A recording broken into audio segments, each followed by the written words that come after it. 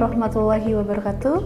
Salam sejahtera bagi kita semua. Perkenalkan, nama saya Tazkia Salsabila Ardan, dosen tetap Prodi Sistem Informasi Fakultas Ilmu Komputer Universitas Subang.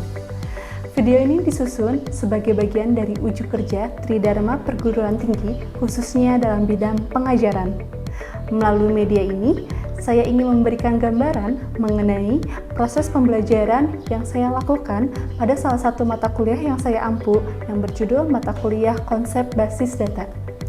Mata kuliah Konsep Basis Data merupakan mata kuliah wajib dengan beban 2 SKS yang diberikan kepada mahasiswa-mahasiswi program studi Sistem Informasi.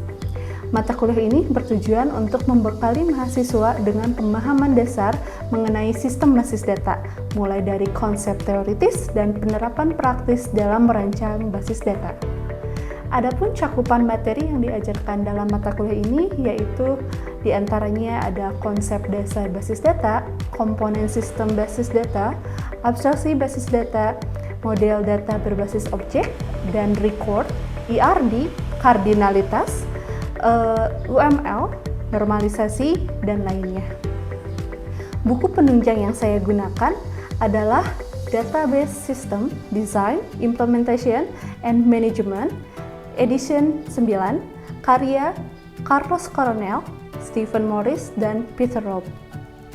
Metode pembelajaran yang saya digunakan meliputi ceramah interaktif, diskusi kelompok, problem-based learning, presentasi, serta experiential learning. Proses pembelajaran dilaksanakan secara luring atau tatap muka dengan pendekatan partisipatif, sehingga mahasiswa tidak hanya memahami teori, tetapi juga mampu mengimplementasikannya secara langsung. Untuk mendukung proses pembelajaran, saya telah menyusun dokumen-dokumen pendukung seperti RPS atau Rencana Pembelajaran Semester, materi ajar, dan slide presentasi sebagai acuan utama dalam perkuliahan. Sistem penilaiannya dalam mata kuliah ini terdiri dari 4 komponen. Yang pertama adalah partisipasi dalam yang dinilai dalam kehadiran mahasiswa, yaitu sebesar 10%. Yang kedua adalah tugas-tugas terstruktur sebesar 50% yang mencakup tugas mingguan. Setiap minggu dibekali tugas agar mahasiswa lebih memahami materi yang sudah diajarkan, serta ada yang disebut dengan proyek akhir. Proyek akhir ini berbasis observasi lapangan. Dalam proyek ini, mahasiswa diwajibkan melakukan observasi secara langsung terhadap suatu objek atau aktivitas nyata. Kemudian, menyusun perancangan basis data berdasarkan hasil temuan mereka. Penilaian mencakup ketepatan pengumpulan serta kualitas dari solusi yang diterapkan para mahasiswa. Yang ketiga adalah ujian tengah semester, di mana bobotnya sebesar 15%, dan ujian akhir semester dengan bobot sebesar 25%. Pada kesempatan video ini, saya ingin menyampaikan materi pertemuan ke-6 yang berbahas mengenai kardinalitas. Topik ini sangat penting dalam proses konteks perancangan basis data, khususnya untuk memahami hubungan antar entitas dalam model konseptual seperti yang kita gambarkan dalam IRD. Selamat menyaksikan dan semoga bermanfaat. Wabillahi taufiq wal hidayah. Wassalamualaikum warahmatullahi wabarakatuh. Assalamualaikum warahmatullahi wabarakatuh. Waalaikumsalam warahmatullahi wabarakatuh. Selamat pagi semuanya. Selamat datang kembali di mata kuliah Konsep Basis Data. Hari ini kita akan memasuki materi penting ya dalam proses perancangan basis data, yaitu kardinalitas.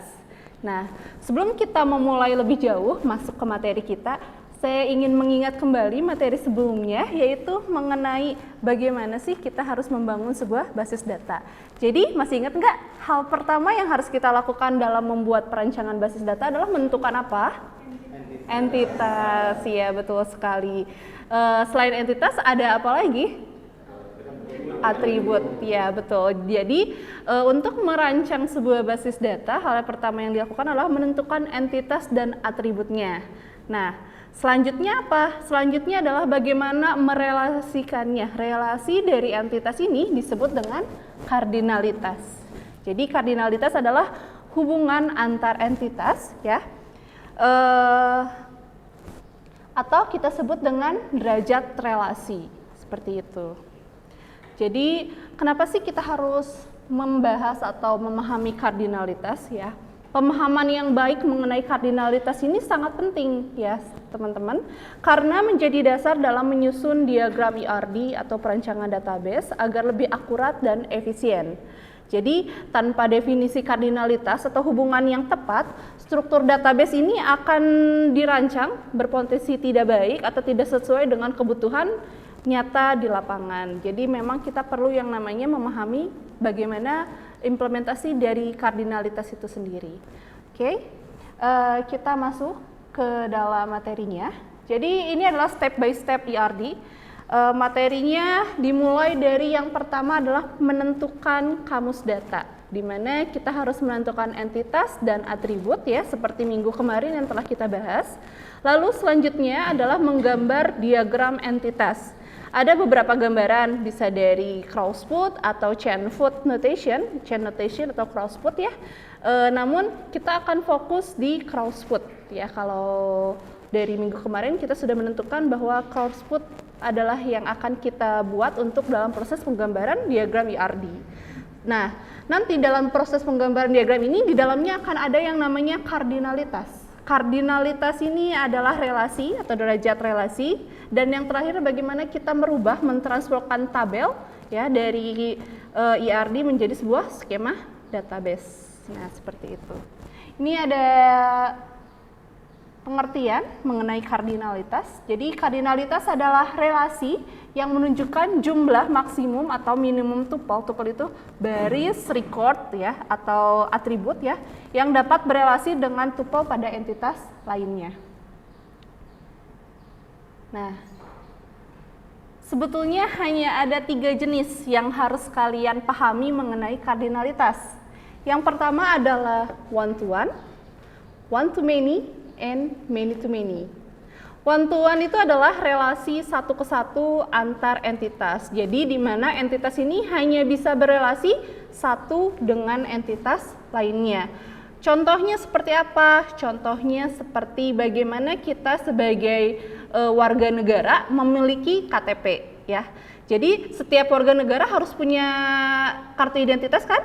KTP seperti itu. Nah, apakah setiap warga negara mempunyai lebih dari satu KTP?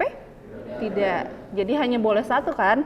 Dan setiap KTP apakah merepresentasikan satu orang atau hanya beberapa orang? Satu orang. Nah, itu disebut dengan hubungan satu ke satu ya. Jadi kardinalitas satu ke satu, di mana entitas si masyarakat berhubung dengan entitas KTP, di mana itu hanya boleh hubungannya maksimal satu saja.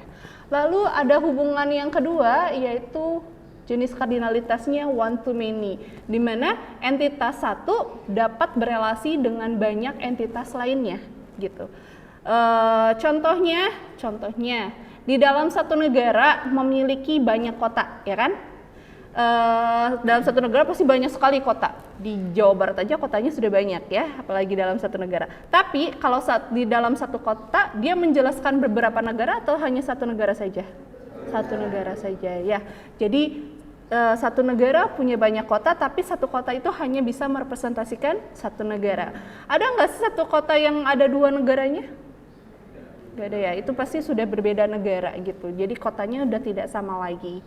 Nah, lalu ada many to many, di mana banyak relasi menunjukkan banyak entitas ke himpunan entitas yang lainnya. Jadi hubungannya satu entitas ke banyak relasi dan entitas yang lain ke banyak relasi juga.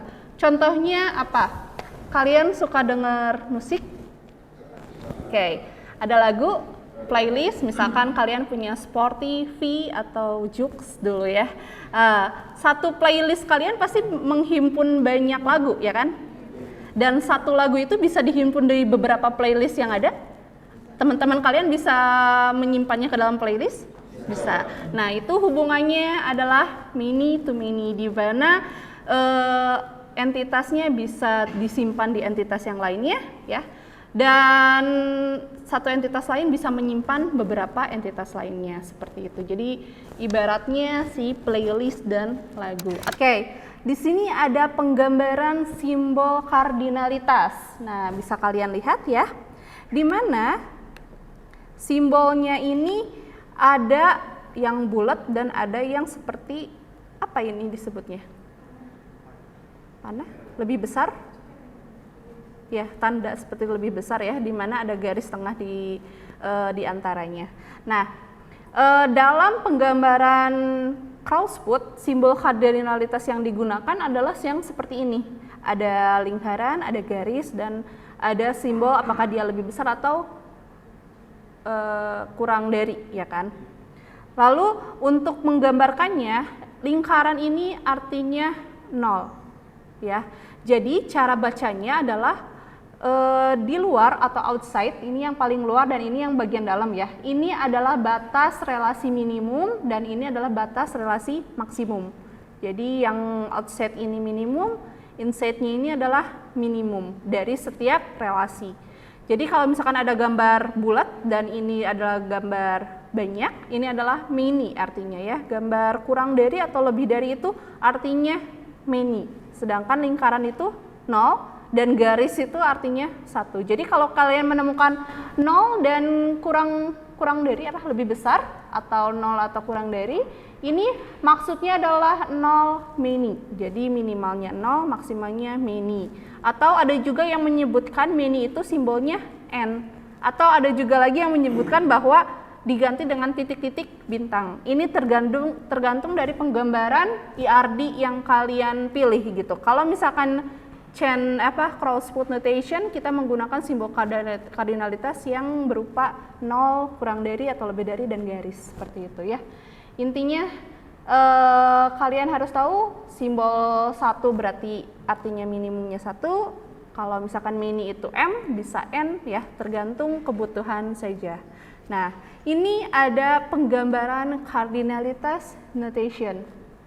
Oke, kardinalitas notation ada entitas dan di dalamnya tergambar atribut ya, di mana memiliki hubungan. Nah, hubungan ini yang harus kalian tentukan jenis kardinalitasnya. Apakah dia kardinalitasnya one many atau many atau one to one gitu. Nah, dalam penggambaran ada gambar yang paling luar, inside-nya ini ya. Inside-nya ini adalah simbol minimum. Contoh ini ada penggambaran course dan overing ya.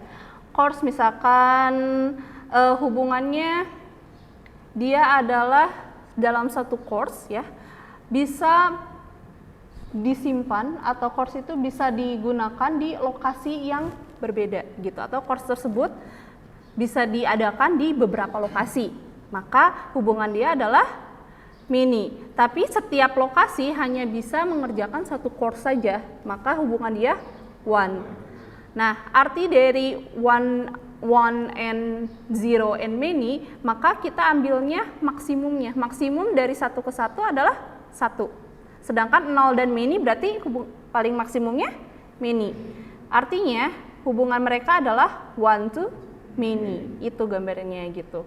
Jadi minimum yang digunakan ini untuk menentukan berapa banyak sih batas minimum yang bisa kita relasikan antar entitas. Jadi bisa 0, bisa banyak gitu. Jadi tergantung. Gunanya untuk apa? Ketika kalian membuat sebuah database, jadi kalian bisa menentukan dalam algoritma apakah data tersebut boleh kosong disimpannya atau boleh banyak, seperti itu ya. Oke, dapat dipahami? Paham? Good job. Sekarang kita langsung masuk nih ke contoh nyata, di mana ada beberapa entitas di sini ya. Ada entitas dosen, mata kuliah, mahasiswa, dan KTM. Nah, sekarang kita harus menentukan setiap entitasnya, jenis kardinalitas apa aja yang menghubungkan tiap entitas tersebut. Oke, yang pertama adalah mahasiswa dengan KTM. Kira-kira hubungannya apa? One to one. Benar nggak ya? Ya, minimumnya pasti mahasiswa punya KTM, ya kan? Dan maksimumnya hanya 1 KTM yang mereka punya. Begitupun KTM hanya bisa merepresentasikan 1 mahasiswa di setiap kartunya, ya kan? Lalu ada hubungan lagi nih, mahasiswa dan mata kuliah. Kira-kira hubungannya apa nih? Ya, many to many. Tadi sudah ada yang kita bahas ya, di mana setiap mahasiswa boleh mengambil banyak mata kuliah. Dan dalam satu mata kuliah pasti diampu atau diambil oleh banyak mahasiswa, seperti itu. Jadi hubungannya adalah many to many.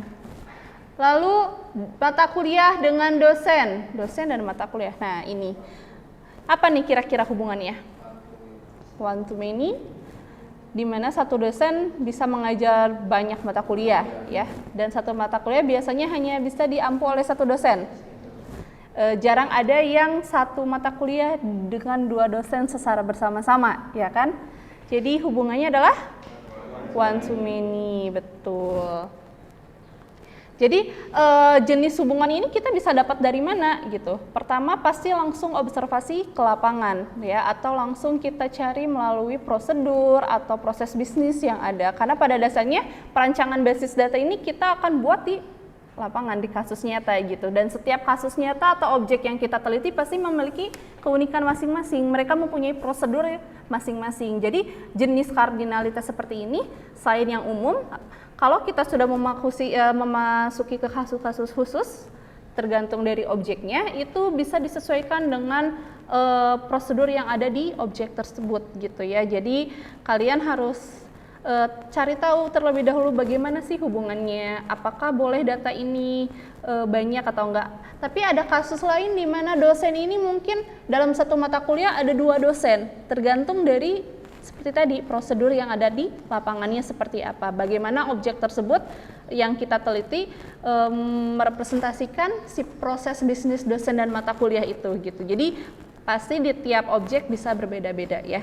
Setiap jenis kardinalitas itu disesuaikan dengan objeknya. Nah, oke, ini paham berarti ya. Kita lanjut ke kasus yang selanjutnya. Nah, di sini kita ada pemeriksaan dokter, lab, kamar, dan rekam medis.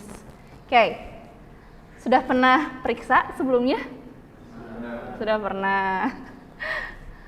Kita coba nih, kalau di dalam sebuah rumah sakit ya, ketika kalian jadi pasien, kalian biasanya didata, disimpan track recordnya. Nah, track record ini disebut dengan rekam medis gitu. Jadi, histori kalian pernah datang, pernah sakit apa aja, pernah dapat pengobatan apa aja, itu akan tersimpan di setiap rumah sakit atau klinik yang kalian tuju gitu ya. Nah, pasien dengan rekam medis, kira-kira menurut kalian hubungannya itu apa? One to one, ya, karena setiap pasien pasti hanya mempunyai satu rekam medis, dan satu rekam medis itu menjelaskan satu pasien. Jadi dia adalah berdiri sendiri gitu. Lalu selanjutnya, oke, pasien. Kalau misalkan kalian dirawat, jangan sampai ya, ini hanya hanya penjelasan saja. Dimana kalau pasien itu dirawat di sebuah kamar, kira-kira hubungannya seperti apa sih? One to many. Kenapa tuh? Bisa beberapa pasien ya. Kecuali ya, dia kalau VIP. Berarti kan ada maksimumnya ya. Maksimum berarti mini gitu. Sedangkan satu pasien pasti hanya bisa disimpan di satu kamar. Nggak mungkin kan di dua kamar tengah-tengah gitu. Pasti ada dipilih nih kamarnya itu ada di mana gitu. Jadi udah ditentukan. Nah, betul. Jadi hubungannya adalah ya one to many. Selanjutnya, pasien ke pemeriksaan lab. Kira-kira boleh nggak sih seorang pasien itu diperiksa lab di beberapa tempat, misalkan ada lab darah atau lab-lab yang lain, bisa nggak? Berarti minimumnya mungkin aja bisa 0, bisa diperiksa lab, bisa aja banyak gitu ya. Sedangkan setiap pemeriksaan itu bisa dilakukan oleh banyak pasien nggak? Atau khusus? Bisa kan ya? Dimana siapapun bisa melakukan pemeriksaan lab gitu, nggak dikhususkan satu lab untuk satu orang saja, ya kan? Maka hubungan pasien dengan pemeriksaan lab adalah many to many. Lalu pasien dengan dokter ini gimana nih? Iya betul, dalam kasus tertentu satu dokter biasanya itu bisa memeriksa satu pasien hanya bisa diperiksa oleh satu dokter gitu, tapi setiap satu dokter bisa memeriksa oleh banyak pasien. Tapi ada juga kasus di mana satu orang itu harus ditangani oleh banyak dokter gitu. Dia punya harus spesialis, misalkan spesialis paru harus berkonsultasi dengan penyakit dalam yang lain misalkan, atau misalkan masuknya ke neurologi, ke otak, kemana gitu kan, itu pasti dokternya banyak gitu. Maka dari itu, karena sebuah sistem itu harus bisa mengakomodir semuanya gitu. Jadi kita jelaskan saja, misalkan setiap pasien itu boleh memiliki banyak dokter gitu, walaupun sebetulnya di lapangan hanya satu nih gitu, boleh satu atau boleh banyak. Makanya kita ada minimum dan maksimum. Kalau sudah ada kayak gini, berarti kita sudah bisa menentukan jenisnya, apakah dia many to many, one to many, atau one to one gitu ya. Seperti itu. Oke. Setelah kalian menggambarkan, kan ini sudah ada, ini adalah penggambaran IRD ya, IRD dengan entitas dan penggambaran jenis kardinalitasnya. Tahap terakhir setelah penggambaran kardinalis itu kita ngapain sih? Ya, skena database. Jadi bagaimana jenis kardinalitas ini mendeskripsikan ketika kita transformasikannya ke sebuah tabel seperti itu ya. Dalam transport tabel ini, setiap jenis kardinalitas itu menjelaskannya beda-beda penjelasannya. Yang pertama adalah one to one. Nah, kalau misalkan kalian mendapatkan kasus nih ya, di mana ada entitas X dihubungkan dengan entitas Y, di mana jenis kardinalitasnya adalah one to one, maka ketika kita mentransformasikan ke dalam sebuah tabel adalah primary key yang ada di entitas X akan berpindah ke entitas Y. Karena transport tabel otomatis entitasnya jadi tabel ya, tabel. Jadi tabel X primary key-nya akan berpindah ke tabel Y sebagai apa? Ya, sebagai foreign key. Sedangkan di tabel Y primary key-nya akan berpindah menjadi foreign key di tabel X gitu. Itu secara teori.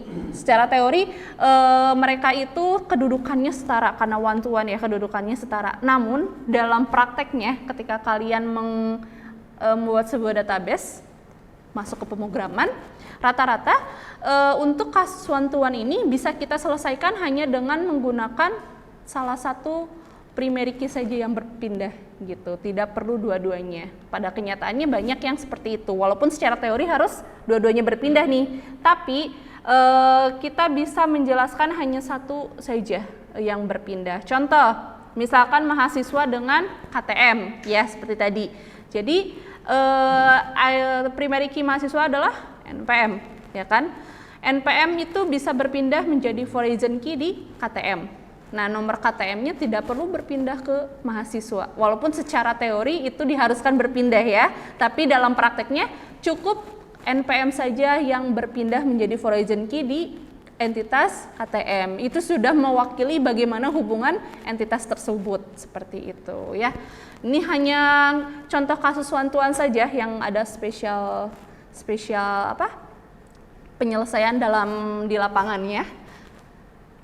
Selanjutnya ada contoh kasus one to many. Jadi kalau misalkan ada entitas one to many ya, maka ketika transfer ke tabelnya itu entitas and primary key-nya hanya berpindah salah satu saja. Nah ini jadi si one to one itu jadi mirip one to many dalam praktek di lapangan gitu. Walaupun secara teori tadi one to one ya harusnya cross dua-duanya gitu, tapi pada prakteknya banyak yang seperti one to many, hanya salah satu saja gitu ya. Pada dasarnya kalau udah di lapangan itu kita kadang harus menyesuaikan dengan di lapangan ya, efisiensinya yang mana sih. Kalau misalkan tidak merubah data, tidak merubah relasi, tidak merubah hasil akhir dari apa output yang akan kita gunakan, boleh digunakan one to one menjadi seperti one to many, seperti itu ya. Ini adalah paten ya, paten. Emang teorinya seperti ini, dimana kalau misalkan ada one to many berpindahlah one si ke many kayak gitu. Yang terakhir adalah contoh kasusnya many to many. Kalau misalkan kalian menghadapi entitas many ke many, dia akan secara otomatis menghasilkan tabel baru. Nah, dimana kalian primary key yang ada di tabel X akan berpindah ke tabel Z ya, tabel baru ini menjadi foreign key. Sedangkan di tabel Y, primary key-nya akan berpindah juga ke horizon key. Kita jangan lupa untuk menambahkan primary key untuk di tabel Z seperti itu ya. Dan penambahan atribut-atribut lainnya yang menghubungkan kedua entitas tersebut. Nah, itu contoh kasus transform dari one to many dan one to one. Nah, ini ada contoh hasilnya. Tadi kita ada membahas ya, di mana mahasiswa dengan KTM itu hubungannya adalah one to one. Kalau one to one berarti cross ya, bisa cross dua-duanya NPM primary key-nya, atau bisa salah satu saja mengikuti one to many. Seperti di sini contohnya mahasiswa ke KTM ya. Jadi NPM mahasiswa akan berpindah ke KTM dia sebagai horizon key. Walaupun pada teorinya harusnya nomor KTM itu masuk ke NPM. Tapi kalau di database, kalau udah salah satu berelasi, dia sudah menjelaskan bahwa entitas tersebut saling berelasi, seperti itu. Lalu ada mata kuliah dan mahasiswa. Dia many to many. Biasanya kalau mahasiswa ngambil mata kuliah, outputnya apa sih? Nilai. Nah, nilai ini yang menjadi atribut-atribut tambahan dari tabel baru, ya. Contoh di sini ada mahasiswa dan mata kuliah akan memastikan tabel baru. Di sini saya menjelaskan namanya menjadi detail mata kuliah. Walaupun tabel yang lain kalian bisa mengambil judul apapun ya. Dengan primary key yang diambil dari setiap horizon key yang diambil dari setiap primary key mata kuliah dan mahasiswa. Jadi kode mata kuliah dan NPM-nya diambil dari mata kuliah dan mahasiswa, serta penambahan nilai yang lain seperti nilai absen, tugas, UTS, UAS, nilai akhir, nilai mutu. Itu adalah penambahan atribut yang dihasilkan dari many to many. Karena kalau many to many pasti akan menghasilkan atribut baru, itu dipastikan ya. Kalau misalkan tidak ada nih nilainya, berarti kalian mungkin ada kesalahan dalam menafsirkan apakah dia hubungannya itu many to many atau one to many, kayak gitu. Lalu ada yang terakhir, satu ke banyak atau one to many. One to many itu berarti yang berpindah adalah yang, kalau di sini ID dosen berpindah ke mata kuliah menjadi sebagai horizon key. Nah, itu transport tabelnya, skema database yang kita hasilkan dari penggambaran IRD dan jenis kardinalitas yang sudah kita tentukan sebelumnya. Oke. Nah, ini adalah IRD yang sudah kita tentukan sebelumnya. Mungkin ini bisa kalian jadikan materi tugas ya. Kalian harus menentukan kira-kira transform skema database seperti apa yang akan dihasilkan dari IRD yang sudah kita tentukan. Ya, ini bisa jadi bahan materi tugas kalian. Nanti tinggal dikerjakan. Minggu depan akan kita bahas mengenai tugas ini ya. Si IRD mengenai dokter, pasien, rekam medis, dan lab. Baik, itulah pembahasan kita mengenai kardinalitas, salah satu konsep yang penting dalam merancang sebuah basis data. Semoga penjelasan tadi dapat dipahami teman-teman dan sangat bermanfaat dan bisa diimplementasikan nanti dalam proses proyek akhir kita ya.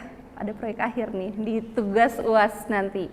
Nah, karena di dunia nyata ini tidak cukup hanya mengetahui entitas apa saja yang kita perlu, tapi kita juga harus tahu bagaimana sih entitas tersebut saling terhubung. Nah, itulah peran dari si kardinalitas. Ya, jangan lupa untuk meninjau kembali materi, kerjakan tugas yang telah diberikan, di-upload di e-learning ya, jangan lupa. Kalau ada yang tidak dipahami, kalian bisa langsung WA saja atau bisa datang langsung ke BAK untuk menemui saya dan bisa kita langsung bahas apa yang tidak dipahaminya ya. Kalau gitu cukup dari saya. Terima kasih. Mohon maaf bila ada salah-salah kata. Billahi taufiq wal hidayah. Wassalamualaikum warahmatullahi wabarakatuh. Waalaikumsalam.